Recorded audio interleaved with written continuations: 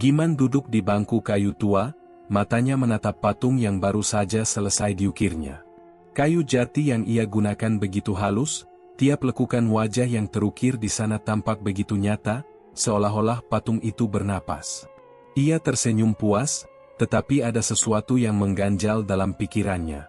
Sudah puluhan patung ia buat, namun tak ada satu pun yang membuatnya benar-benar kaya.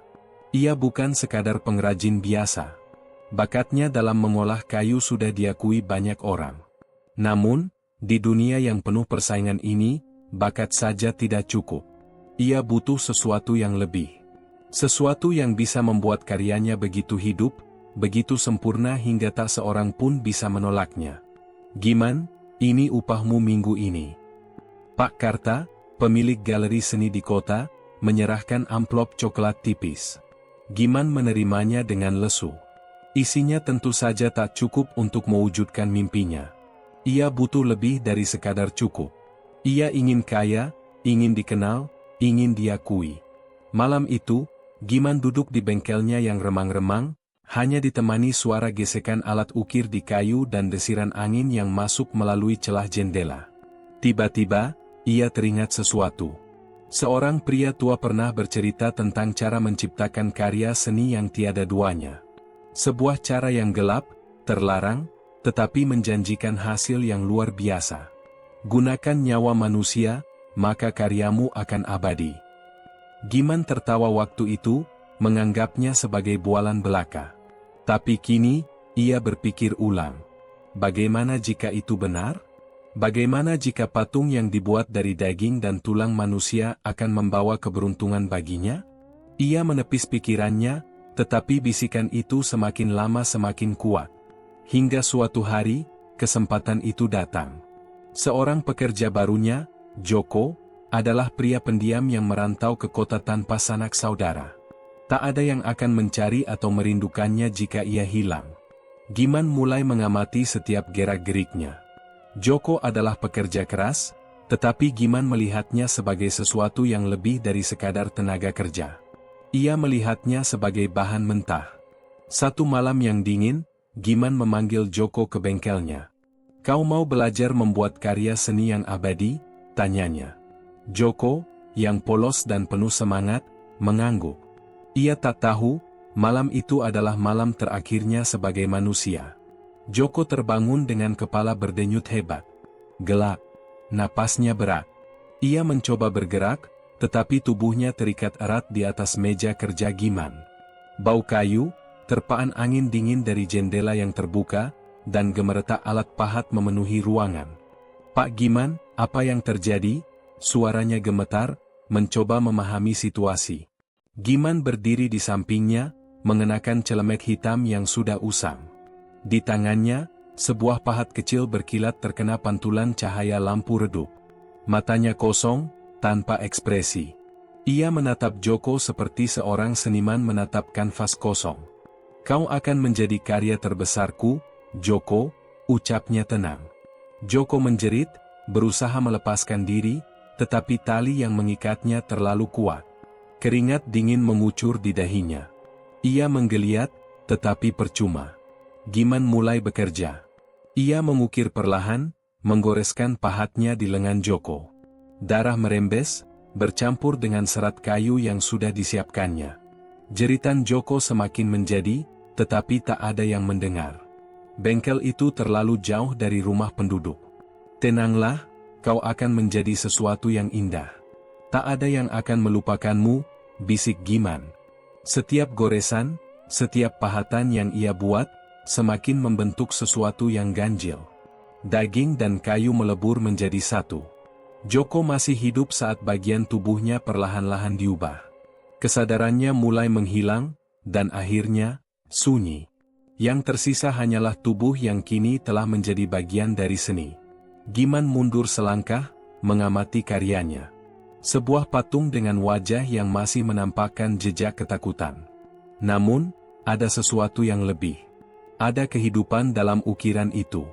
Matanya seakan-akan masih bisa melihat. Ia tersenyum. Ini baru permulaan. Giman tidak bisa tidur malam itu. Setiap kali ia memejamkan mata, bayangan patung Joko menghantuinya. Patung itu begitu hidup. Terlalu hidup. Seolah-olah Joko masih ingin berbicara. Apakah ini perasaan bersalah? Tidak. Ini adalah ketakjuban. Keesokan harinya, Giman membawa patung itu ke galeri Pak Karta. Luar biasa, Giman. Dari mana kau mendapatkan inspirasi ini? Tanya Pak Karta, matanya berbinar-binar melihat detail yang luar biasa pada patung tersebut. Giman hanya tersenyum kecil. Ia tahu, ini baru awal dari rencananya. Jika satu patung bisa membuatnya mendapatkan pujian sebesar ini, bayangkan jika ia membuat lebih banyak. Lebih banyak patung. Lebih banyak nyawa. Malam berikutnya, ia mulai mencari pekerja baru. Giman menatap daftar pekerja di bengkelnya. 5 orang tersisa setelah Joko menghilang tanpa jejak. Tidak ada yang curiga. Orang-orang mengira Joko pergi begitu saja tanpa pamit, mungkin mencari pekerjaan lain yang lebih baik. Ia duduk di bangku kayu yang mulai reot, jemarinya mengetuk-ngetuk meja. Ada rasa lapar dalam dirinya, bukan lapar makanan, melainkan lapar akan karya yang lebih sempurna. Patung Joko memang luar biasa, tetapi ia menginginkan sesuatu yang lebih. Pandangannya jatuh pada Budi. Laki-laki itu masih muda, gesit, dan selalu bekerja keras. Tetapi ada satu hal yang membuat Giman yakin, Budi tidak memiliki keluarga di kota ini. Tidak ada yang akan mencarinya jika ia menghilang. Malam itu, setelah semua pekerja pulang, Giman memanggil Budi. Ada sesuatu yang ingin kubahas denganmu, katanya, tersenyum ramah. Budi yang polos tidak curiga. Ada apa, Pak? Masuklah sebentar. Aku ingin menunjukkan sesuatu yang spesial. Budi melangkah masuk ke bengkel. Begitu pintu tertutup, sesuatu menghantam kepalanya. Gelap. Ketika ia sadar, ia sudah terbaring di meja kerja Giman. Tangannya terikat, mulutnya dibekap kain. Kali ini, Giman lebih hati-hati. Ia belajar dari pengalaman dengan Joko. Budi, kau akan menjadi sesuatu yang lebih dari manusia biasa, bisik Giman. Budi menggeliat, matanya membelalak. Air mata mengalir deras di pipinya, tetapi Giman tidak peduli. Pisau pahatnya bergerak. Dan malam itu, sebuah karya seni baru lahir. Sejak patung Joko terpajang di galeri, Giman semakin yakin bahwa dirinya telah menemukan seni sejati. Bukan hanya kayu dan pahat yang bekerja, tetapi juga sesuatu yang lebih dalam, sesuatu yang menghubungkan dunia ini dengan dunia lain. Ia merasa karyanya bukan sekadar seni, melainkan bagian dari roh manusia yang terikat selamanya dalam bentuk ukiran. Namun, ada satu masalah. Galeri Pak Karta meminta lebih banyak karya serupa. Bagi Giman, ini bukan sekadar pesanan biasa. Ia membutuhkan bahan baku yang lebih baik. Ia butuh manusia lain. Pilihannya jatuh pada Budi, seorang pekerja yang lugu dan selalu datang paling awal ke bengkel. Budi tidak memiliki keluarga di kota ini. Ia pria pendiam, pekerja keras, dan tidak banyak bertanya.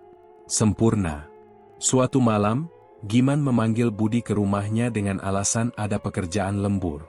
Budi, aku ingin menunjukkan teknik baru dalam mengukir, kata Giman sambil menuangkan teh ke dalam cangkir. Budi tersenyum kecil. Wah, saya senang bisa belajar langsung dari Pak Giman. Ia tidak menyadari bahwa ia sedang menyesap minuman terakhirnya. Hanya dalam beberapa menit, tubuhnya mulai lemas, kepalanya berat. Pandangannya buram. Ia mencoba berbicara, tetapi lidahnya keluh. Giman tersenyum puas. Ia sudah menyiapkan semuanya. Dalam kegelapan bengkel, Budi terbangun dengan tubuh terikat, sama seperti Joko sebelumnya. Matanya membesar saat melihat Giman berdiri dengan pahat di tangan. Jangan takut, Budi. Kau akan abadi dalam karyaku, bisik Giman. Malam itu, karya baru lahir. Patung Budi kini berdiri di pojok bengkel, berdampingan dengan patung Joko. Wajahnya terukir dalam ekspresi ketakutan, mata kayunya seolah menatap ke dalam jiwa siapapun yang melihatnya. Giman tersenyum puas. Dua karyanya kini menjadi bagian dari sejarah. Namun, sesuatu yang aneh mulai terjadi. Malam itu, Giman terbangun dengan keringat dingin. Ada suara berbisik di dalam bengkelnya. Suara samar, lirih, seperti seseorang yang merintih. Ia mencoba mengabaikannya, tetapi semakin lama semakin jelas. Giman? Giman tersentak. Ia bangun dan mengamati sekelilingnya. Rumahnya sepi. Angin malam berdesir pelan, tetapi suara itu masih ada. Ia melangkah ke bengkel, menyalakan lampu. Patung Joko dan Budi berdiri di tempatnya. Diam. Tidak bergerak. Namun, ia merasa ada sesuatu yang salah. Lalu, ia melihatnya. Mata patung Budi mengeluarkan tetesan merah, seperti darah yang merembes dari kayu. Giman mengerutkan dahi. Ia mendekat, menyentuhnya dengan ujung jarinya. Basah. Jantungnya berdegup kencang. Apakah kayunya masih segar? Apakah darah ini berasal dari tubuh Budi yang belum sepenuhnya mengering? Giman? Suara itu lagi. Lebih dekat. Lebih nyata. Giman mundur, matanya membelalak. Ia menoleh ke patung Joko. Sekarang, mulutnya sedikit terbuka. Padahal, terakhir kali ia memahat, mulut itu tertutup rapat. Jantungnya berdentum. Ini tidak mungkin. Tidak ada yang berubah. Ini hanya ilusi. Dengan tangan gemetar, Giman meraih pahatnya dan mulai mengukir kembali patung-patung itu, mencoba memperbaiki cacat yang ia lihat. Namun, setiap kali ia memahat, suara-suara itu semakin keras. Kita masih di sini. Giman melempar pahatnya dan mundur ke belakang. Dadanya naik turun, napasnya memburu. Patung-patung itu hidup? Tidak. Ini tidak mungkin. Ini hanya perasaan bersalah. Ia harus fokus. Ia harus melanjutkan pekerjaannya. Tapi malam itu, untuk pertama kalinya sejak ia memulai ritual ini, Giman takut berada di dalam bengkelnya sendiri. Pagi harinya, Giman duduk di depan bengkelnya dengan kepala berdenyut. Ia kurang tidur. Bisikan-bisikan dari patung-patung itu masih terngiang di kepalanya. Apakah itu hanya imajinasinya? Atau sesuatu yang lebih mengerikan? Ia meneguk kopi pahitnya dengan tangan gemetar. Ia harus tetap fokus. Lalu, sebuah mobil hitam berhenti di depan bengkelnya. Seorang pria berjas rapi turun, diikuti seorang wanita yang terlihat seperti sekretarisnya. Pria itu menatap sekeliling dengan ekspresi puas. "Anda Giman, bukan?" Tanyanya dengan suara berat. Giman mengangguk. "Betul, Pak. Bisa saya bantu?" Pria itu menyeringai. "Saya Robert. Saya kolektor seni. Saya mendengar karya-karya Anda luar biasa. Pak Karta memuji Anda setinggi langit." Giman menahan senyumnya. "Ini kabar baik. Apa yang bisa saya buatkan untuk Anda, Pak Robert?" Tanyanya. Robert memasukkan tangannya ke saku celana dan tersenyum kecil. "Saya ingin patung khusus. Sesuatu yang unik. Saya tidak suka karya biasa. Saya ingin patung yang memiliki nyawa." Jantung Giman berdegup lebih cepat. "Saya bisa membuatkan yang terbaik untuk Anda," jawabnya. Robert mengangguk puas. "Bagus. Saya akan membayar mahal. Pastikan hasilnya sempurna." Sebelum pergi, Robert menambahkan, "Saya ingin melihat prosesnya. Jangan buat saya menunggu terlalu lama." Setelah mereka pergi, Giman kembali ke dalam bengkel. Ia memandangi patung Joko dan Budi. Mereka berdua hanya langkah awal. Kini, ia membutuhkan korban baru. Dan kali ini, ia harus lebih berhati-hati. Malam itu, Giman duduk di bangku kayu di depan bengkelnya, matanya menatap kosong ke jalanan yang mulai sepi. Udara dingin menusuk tulang, tapi pikirannya jauh lebih dingin. Ia sudah tahu siapa yang akan menjadi karya berikutnya. Samin. Lelaki itu baru bekerja di bengkelnya seminggu terakhir. Pendiam, patuh, dan tidak punya banyak teman. Sempurna. Tidak akan ada yang mencarinya jika ia menghilang. Giman menarik napas dalam-dalam. Kali ini ia harus lebih hati-hati. Keesokan harinya, Giman bekerja seperti biasa. Samin datang lebih awal, seperti biasanya. "Pak Giman, Hari ini kita bikin apa? Tanyanya sambil mengangkat sepotong kayu jati besar. Giman tersenyum. Ada pekerjaan khusus untukmu, Samin. Ayo ikut. Ia membawa Samin ke ruang kerja bagian belakang. Ruangan itu lebih gelap, lebih tertutup. Suara dari luar nyaris tak bisa menembus dindingnya. Begitu Samin masuk, Giman menutup pintu dan menguncinya. Samin menoleh dengan bingung. Pap? Sebelum Samin bisa bereaksi, Giman mengayunkan palu kayu ke kepalanya. Sekali, dua kali. Tubuh itu limbung, lalu jatuh ke lantai. Giman tersenyum puas. Darah mulai mengalir, menggenangi lantai kayu. Kini, waktunya bekerja. 2 hari kemudian, patung baru itu sudah berdiri tegak di sudut bengkel. Tubuhnya sempurna, seperti hidup. Matanya masih menyiratkan ketakutan yang mendalam, seperti 2 patung sebelumnya. Giman mengelus dagunya, mengagumi hasil karyanya. Pekerjaan ini semakin mudah. Namun, satu hal mengusiknya. Ia merasa patung-patung itu mulai menatapnya.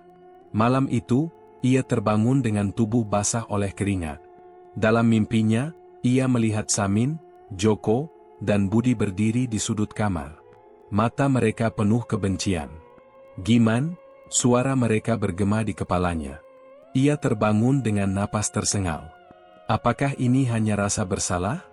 Atau sesuatu yang lebih buruk? Ia menatap sekeliling. Patung-patung itu masih di tempatnya. Tapi mengapa, seolah-olah mereka semakin mendekat? Malam semakin larut. Di dalam bengkelnya yang sunyi, Giman duduk di sudut ruangan, menatap patung-patung karyanya. Ia tak bisa mengalihkan pandangan dari mata mereka. Mereka menatap balik. Giman menggeleng cepat. Tidak. Itu hanya pikirannya saja. Tidak mungkin patung bisa hidup. Namun, saat ia hendak berdiri, suara itu terdengar. Pak Giman. Jantungnya hampir copot. Ia menoleh cepat ke sekeliling ruangan. Tak ada siapa-siapa. Hanya dirinya dan patung-patung itu. Ia mencoba mengabaikannya dan kembali duduk di kursi. Tapi suara itu terdengar lagi. Pak Giman, kenapa, Pak? Ia melompat dari duduknya, matanya membelalak. Kali ini ia yakin. Itu suara Joko. Atau mungkin Samin. Atau Budi. Tangan Giman mulai gemetar. Ia mengambil palu yang biasa ia gunakan, berjaga-jaga. Siapa itu? Suaranya bergetar. Hening. Tapi kemudian, ia mendengar sesuatu yang membuat bulu kuduknya berdiri. Patung-patung itu bergerak. Bukan secara langsung. Tidak ada yang berpindah tempat. Tapi posisinya sedikit berbeda dari sebelumnya. Tangan Joko yang awalnya sejajar dengan tubuhnya, kini tampak sedikit terangkat. Kepala Samin yang tadinya tegak, kini sedikit miring. Giman mundur selangkah. Tidak. Ini tidak mungkin. Ia menutup matanya sejenak, menarik napas dalam-dalam, lalu membukanya kembali. Patung-patung itu kembali seperti semula. Ia mengusap wajahnya, berusaha menenangkan diri. Mungkin ia hanya terlalu lelah. Ya, itu pasti. Namun, saat ia berbalik menuju pintu, "Jangan pergi, Pak Giman." Ia membeku. Di belakangnya, ada suara kayu berderak. Seolah-olah seseorang, atau sesuatu, sedang bergerak perlahan. Tangan Giman bergetar saat ia memegang gagang pintu. Ini hanya ilusi, ini hanya ilusi. Tapi sebelum ia bisa keluar, sesuatu menyentuh bahunya. Giman terkesiap dan menoleh cepat. Tak ada siapa-siapa. Namun, bahunya masih terasa dingin, seolah ada sesuatu yang baru saja menyentuhnya. Matanya beralih ke patung-patung di ruangan itu. Ada yang berbeda. Ia tahu pasti. Patung Joko yang semula menghadap ke arah meja kerja, kini menatap lurus ke arahnya. Dada Giman berdegup kencang. Ini tidak mungkin. Ia yakin tidak memindahkan patung itu. Tangannya mencengkeram palu lebih erat, keringat dingin mengalir di pelipisnya. Ia berjalan mundur perlahan, mencoba menjal. Tapi saat ia melangkah, suara kayu berderak kembali terdengar. "Pak Giman, apa yang sudah kau lakukan pada kami?" Suara itu terdengar begitu dekat. Mata Giman melebar. Patung-patung itu tidak hanya bergeser. Mereka bergerak. Samin, Joko, Budi.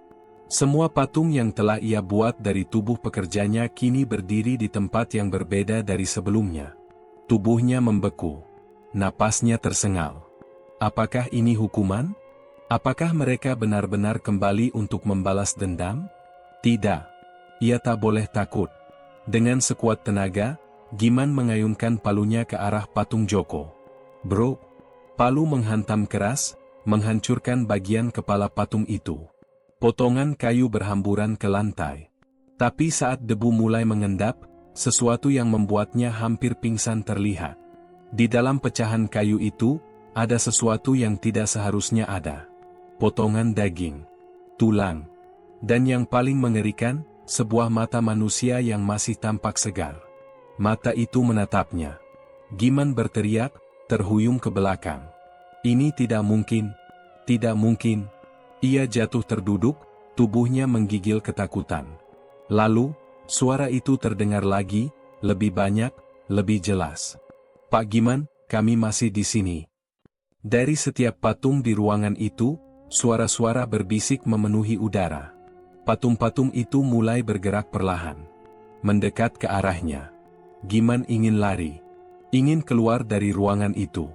Tapi tubuhnya seakan membeku, terkunci di tempat.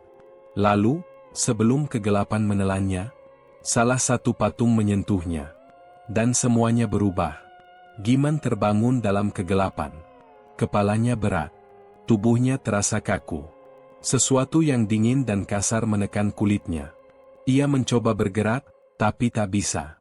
Matanya berkedip cepat, mencoba memahami apa yang terjadi. Tapi yang bisa ia lihat hanyalah bayangan samar dan cahaya remang-remang di kejauhan. Lalu, suara itu datang lagi. Pak Giman, kau akhirnya bergabung dengan kami. Darah Giman membeku. Ia mengenali suara itu. Joko. Ia mencoba berbicara, tapi lidahnya terasa keluh. Saat pandangannya mulai jelas, ia melihat sosok-sosok berdiri di sekelilingnya. Patung-patungnya. Joko. Samin. Budi. Mereka semua hidup. Tapi ada yang lebih mengerikan. Ia melihat tangannya sendiri. Tangan yang seharusnya penuh dengan daging dan darah, kini berubah menjadi kayu. Tidak mungkin. Ini pasti mimpi buruk. Ia mencoba mengangkat tangannya, tapi gerakannya kaku, seperti boneka kayu yang digerakkan tali. Ia menatap ke bawah, tubuhnya, kakinya, semuanya telah berubah. Ia bukan lagi manusia. Ia adalah patung. Ini tidak mungkin, jeritnya, tetapi suara yang keluar dari mulutnya bukan lagi suara manusia. Itu adalah suara kayu yang berderit. Tawa pelan terdengar dari sekelilingnya. Pak Giman, kata Joko, berjalan mendekat.